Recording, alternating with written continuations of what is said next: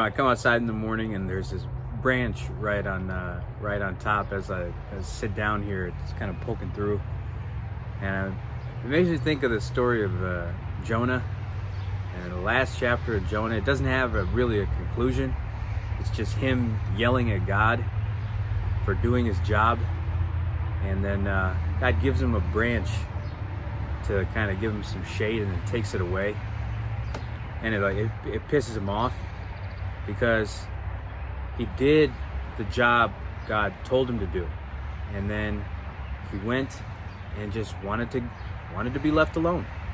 Just wanted to be left alone. And so he sits under this branch, and then the branch comes up in like a day, which is, you got to be grateful for something like that. You have to be grateful for a branch like that. And then the day after, a worm comes and eats the branch. So there's no branch, and now he's in the hot sun, just literally baking, like he's in an air fryer. And, in his human frustration, he didn't even want to do this job. But, that's where the book ends. And, there's a lesson in there somewhere. But, my mind bounces from there to the prodigal son. And where the prodigal son really had his great moment of epiphany was when he was eating the slop of pigs.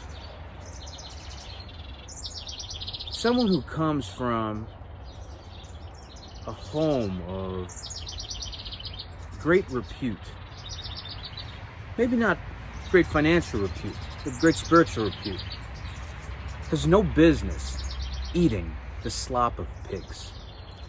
And every time that happens, they're going to have a deep internal conflict.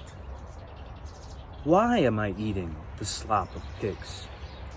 Well, it's because I'm hungry. What am I hungry for? I'm hungry for validation of some kind. And why am I hungry for validation? Because I look around the world, and the effort that I put into the world has not been reciprocated by the appropriate compensation.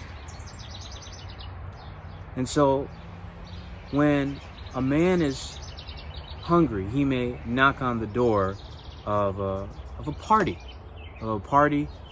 saying, I'm hungry, I want something to eat. And then maybe they'll turn the music up inside and they'll say, go away.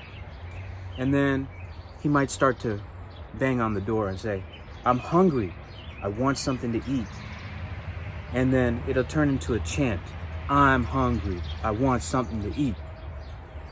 And then he may go to suboptimal places to find something to eat. And I have to admit, I'm guilty of looking for food in very suboptimal places.